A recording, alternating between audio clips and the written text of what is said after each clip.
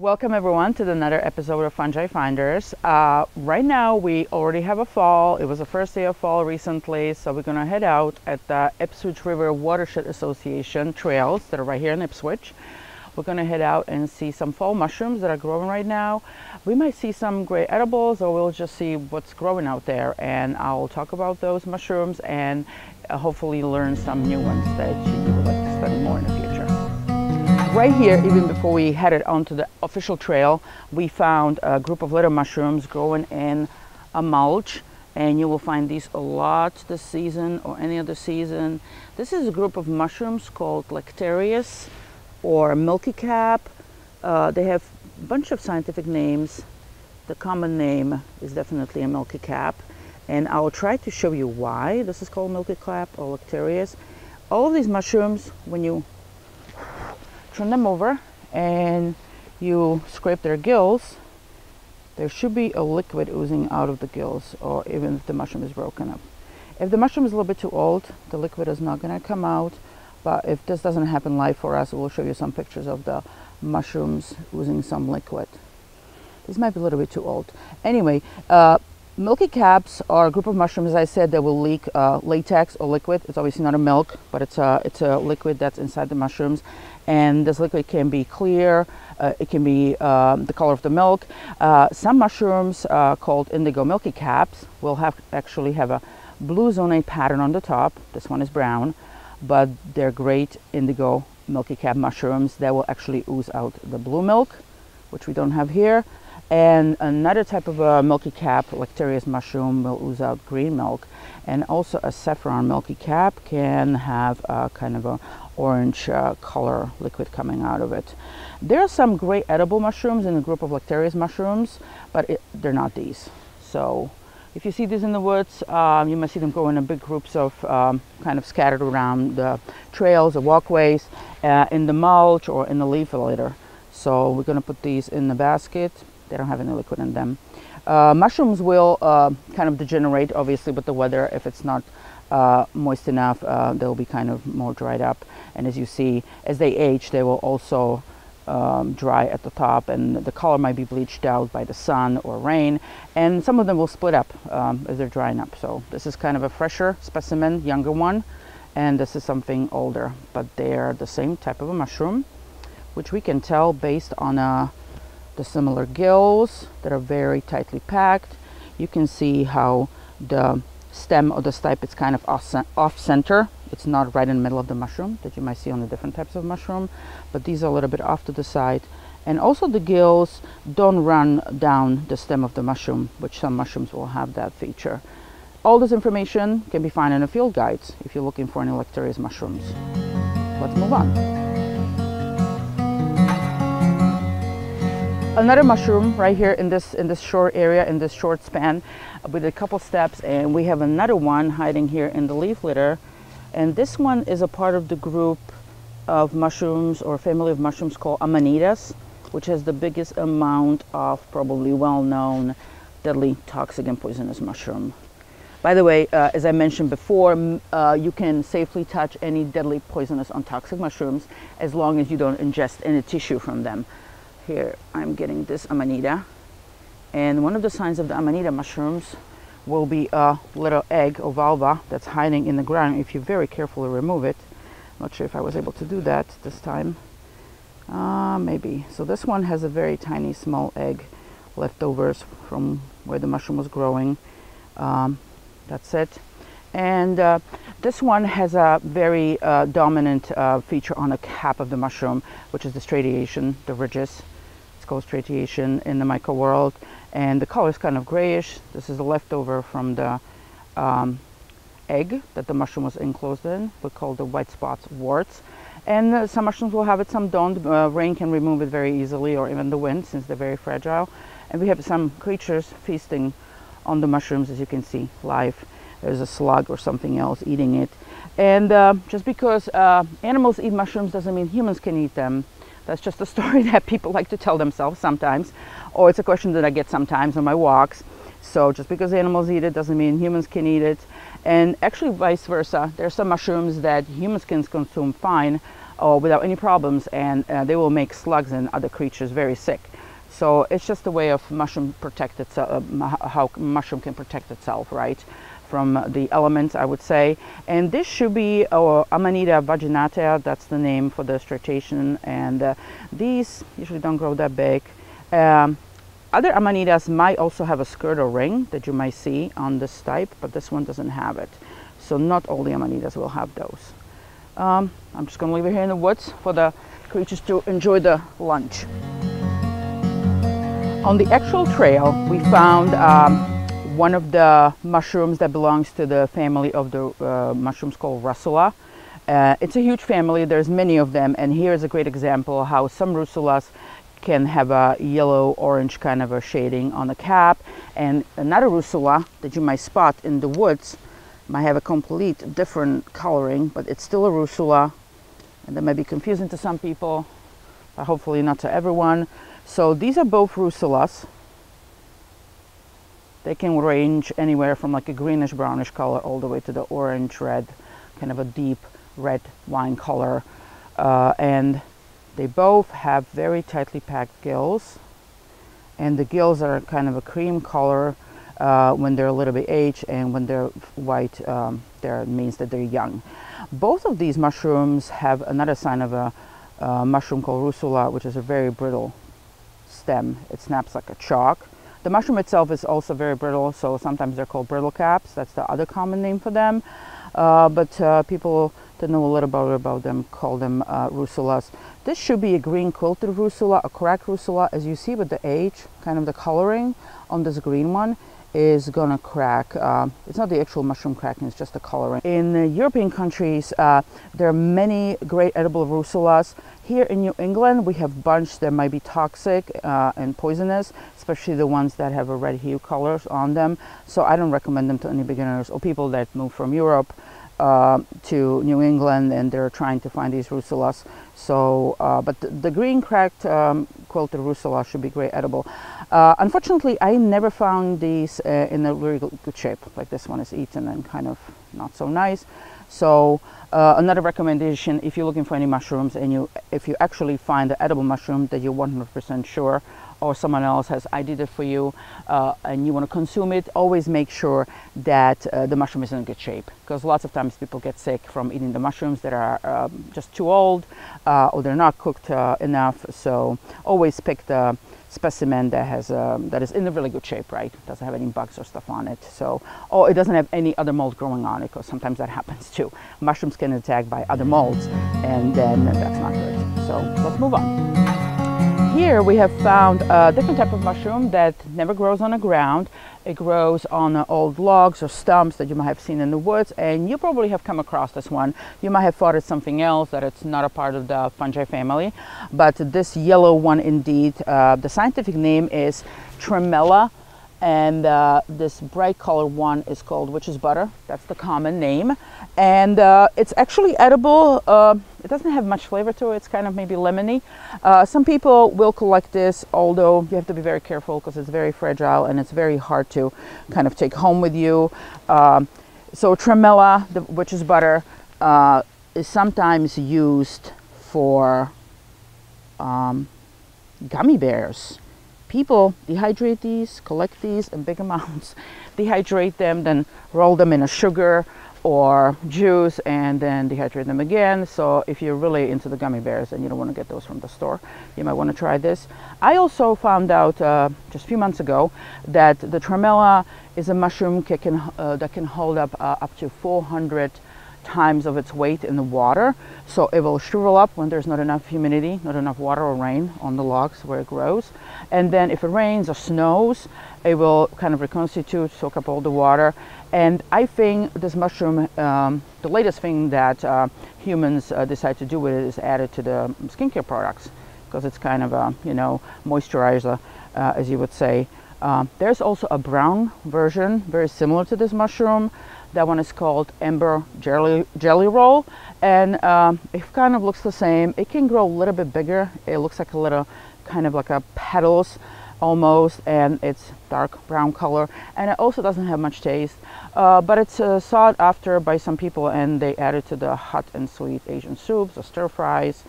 and it just soaks up all the flavors that you would add to it. So if you're looking for something like that, you can look up that mushroom, and as usual, we are gonna put the scientific name on the screen for you. We have another specimen of Amanita group, the family of mushrooms called Amanitas. Here, this one is growing under some conifer trees. One of them might be hemlock, and the other one, I am not sure about that one. But here is a little Amanita, and this one looks completely different compared to the other one that we had. That one was all gray. This has a little yellow hues to it. The stem is also yellow, as you can see, and here's more of the egg that I talked about, which is more dominant on this one. You can see tiny bits of mycelium attached, the stem of the stipe, and this one has the coloring. It's more of an orange hue, and again, it has the warts. These are coming off quite hard, so these will really stay on it for a while. There are reminiscence from the egg that the mushroom was sitting in when it was growing. And on this one, you can also see how the little bit of the underside veil that basically protects the gills and the spores until the spores are ready to be released, that is still attached on the edge of this Amanita right here. And you can see how the gills are not completely yellow, completely white for the most Amanitas, but these do have a yellow hue again. So this is a smaller version of Amanita that you can commonly find in New England. A little bit off the trail, we spotted a big group of mushrooms kind of scattered all around, and there's one right by my foot. As you can see, it's quite big. This one has water in the middle. It's like a huge funnel. It's a very old specimen of Lecterius mushroom, another one of those that leaks some milk or latex out of the gills when you cut it. And I'll show you how that happens. This is something called Lactiphyllus pipeраtus, or Lecterius pipeраtus, which is a very spicy and peppery mushroom. So here's what I mean, that the mushroom should ooze a liquid of milk coming out of it right when you cut it, and you can see it right here happening. As soon as you cut it, you can see little droplets forming. So that is the latex or milk. Even if we cut the stem, that should happen. I know it always happens in the gills, but even if we cut the stem, you can see right away how there's latex oozing out of these. And these pipeраtus milky caps, latex caps, very, very spicy, very peppery. I guess they're edible if you prefer very spicy, peppery taste. They're not hot like a hot pepper, but more like if you bite into the black pepper that you would have like in a sauce or somewhere. So these are fun to give very brave foragers on my walks. I always ask them, anyone wants to try something very spicy and peppery? And there are a bunch of them that will try it, but I recommend if you do that, have a gum on you, because they're very, very, very peppery. And there's a whole field of them right here. Most of them are past prime. They're very old, but you can see how big they can get, even bigger than this. So there's a very old pipeраtus. And this is the underside, which slowly will turn brownish with the age and kind of dry out. But you can find whole fields of these, many of them. Right on the trail, we almost tripped over this one. It's a type of a polypore, growing right out of the old roots, or not so old roots. The tree is still here. But here is a little rosette of a polypore, which you can easily remove. This one is kind of drying up. It's almost at the end of its life. And it forms this rosette, as I said. The word polypore means that it has a multiple pores on 1 millimeter, and based on how many pores there are on 1 millimeter, that's how the scientists kind of distinguish these. This one should be a polypore called dyer's polypore, which means that it can be used for dyeing yarn or fabric, and lots of people look for these.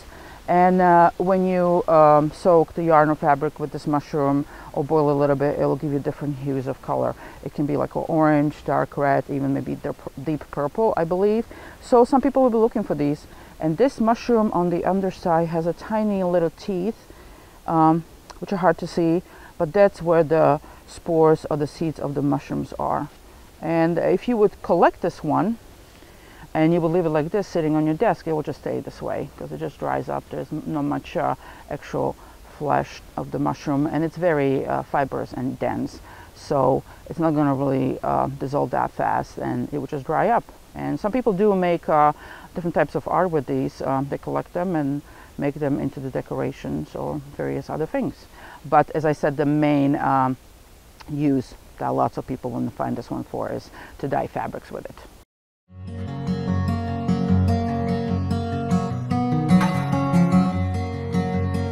Little green one, and then we had the pale orange one. And this is a different kind of shade of a red or dark wine color that you can find these in. And as you can see, the edge is kind of lighter color. The middle is very deep red, and this one has also the cream colored gills.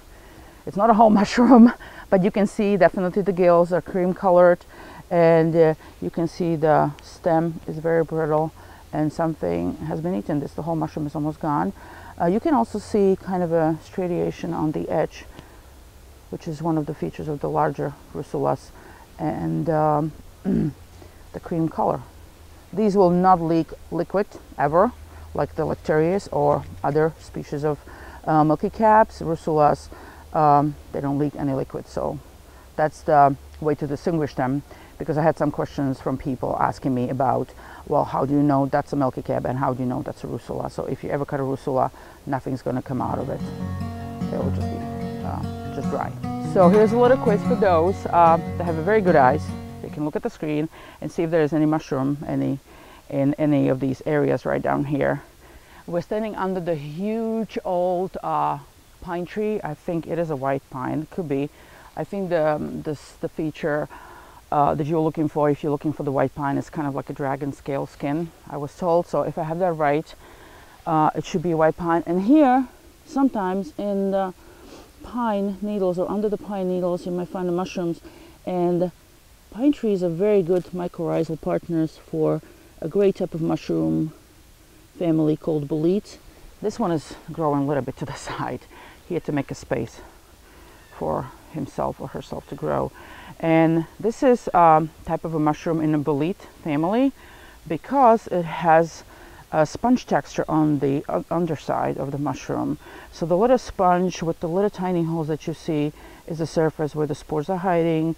And the boletes, when they're starting out, when they're young and growing, are completely white on the underside because the spores are really stuffed, or the pores are really stuffed with the spores, with the seeds. And once they age and they're ready to be released, they kind of turn this yellowish, palish color. So that's why you can see the actual holes. Before, it was just completely white solid surface. I'm going to chop this off because we have a mycelium and other things attached to it, to the stem. So the stem actually fallen off. But this is a type of a great little mushroom that you might find a lot right now. They don't grow that big in size, but they're great edible. They're called chestnut bolete. And chestnut comes not from the type of a tree they grow near. As you can see, this one is growing by the pine tree or conifer, but the name comes from kind of the color of the chestnut that you will see on the young mushrooms. This is an older specimen, but still very nice. Lots of boletes are great edibles, and they taste very buttery, and I prefer them if you dehydrate them and then reconstitute them and cook with them. But this is a great little example of the bolete family of mushrooms. There's so many of them. We have a huge variety here in New England, so they might be a little bit tricky to study or learn about them, but you can safely ID a few of these. There's only a few, or maybe one or two, poisonous and deadly and toxic boletes which have a bright red underside. Some mushrooms will stain if you cut them or slice them with your knife or your nail, and that will be called bruising in the ID field guide. This one doesn't really change color that much. Some boletes will change the color if you cut them to blue or pink, and that's one of the ID features that you can find in the field guides again. If you need help IDing any mushrooms, I will be very happy. You can email us at the email address for the ICAM or my email address, and then I will be able to help you, as long as you send me a very detailed picture, close-up picture of the cap and the underside of the mushroom, and also maybe some information where you found it. Did you find it near the conifer trees? Was it growing on the log? Was it growing out of the ground? Because some mushrooms, as I said, are specific to the trees, some are specific to growing on the soil. So that is a very important information to have when you're eating any mushroom. Let's head on. Under one of these decomposing logs, going up the trail, we spotted another little mushroom growing out of the woods, just like all the amanitas. It's very small, and this one, again, as all the Amanitas, should have a egg, which looks a little different. Considering the size of this mushroom, it's quite big, right? It's almost the size of the cap. So here is the vulva or the egg that all the Amanitas start from. This one does have a little tiny skirt or ring, as we call it. And also you can see the little specks or the warts on the top of the mushroom. And I think these usually come off very easily. You see how they can be very simply just brushed off. They're almost like a dust or powder, unlike the other ones that we saw on the other Amanitas. And this one again is white on the underside. The gills are very tightly packed, and it's one of the little Amanitas that you can see in the New England, many of these. And the coloring under the warts, if you rub it off, it's kind of a pale brown. Oops, and then I broke it. Still, nice to see, and I think very important to learn, as I mentioned before, because this group has so many poisonous and deadly and toxic mushrooms. This is not one of them, but still very important to learn the main ID features. The vulva or the egg, possible skirt or ring, and then usually the warts on the top of the cap. Another type of Amanita that you might spot in the woods is something called Amanita citrina, or right now the scientific name has been changed to Amanita lavandula, I think. Citrina, I think, is more fitting because of the lemonish, yellowish, pale color. Citron means lemon in other languages than English. This one has a much bigger vulva or the egg, where you can see the little veil, and it has the skirt or the ring, and it has the tiny specks on the edge, and you can also see the edge of the veil that's kind of enrolled on the margin of the cap, right? And one of the great ID features for this one, it's always fun to ask some people, what does this mushroom smell like? Lots of mushrooms will have different types of odors that you might not think of. Some smell like apricots, some will smell like a fish or shrimp, some other mushrooms smell like cucumbers. This specific one, the ID feature and odor for this one would be a smell of raw potatoes, or potato skins when you like peel them off freshly, right? So it's kind of a veggie-like smell, and it's very dominant. So if you see something pale yellowish, and then when you smell it, it smells kind of like potatoes, you probably have the Amanita citrina, which is the old scientific name. And this one has been eaten again by some creature in the woods. Before we head out, I do want to show you one more mushroom that we have not found here in the woods. It was found on a maple tree while I was driving up to film this episode. This one you might have seen in a store, or a version of this mushroom. It's called oyster, and they come in many colors. These have a smell of an anise, or kind of a sweet smell when you bake, and in the grocery stores you can find them in a brown version, kind of a grayish version. The great edibles. This one is tiny bit past prime, and oysters will grow year-round on many trees. You might see them year-round. When it gets colder, the oysters will get darker. There is a great edible winter or late fall oyster, which has a kind of a dark green moss color. And I know lately there have been some articles about how oyster mushrooms are actually carnivores, because they attract bugs when they're growing, and then they kind of consume them somehow, which I'm not sure if that's true. But if you look at this one, there's some bugs growing in it, and I think they're really drawn by a sweet smell. So if you see a tree covered in lots of shelf-like textured mushrooms with the huge gills, the gills are the thin blades on the underside, it might be an oyster. So watch out for these. Thank you for joining us on another episode of Fungi Finders while we're exploring the beautiful Ipswich River Watershed Association trails. You're welcome to come here and check out the trails, go take a kayak ride on the Ipswich River. I do want to say that we'll have possibly some lectures at the Ipswich Public Library this upcoming winter. We already did lots of walks for them this season, but the mushroom season, the main mushroom season in New England, is kind of winding down. So if you're interested still in the mushrooms and you want to learn about them, and there's no time to go outside, come to the Ipswich Public Library and join us for more lectures. And of course, as usual, feel free to email us any requests for ID, or if you have any questions about mushrooms, and if you want to learn more about them in the future. Have a great day.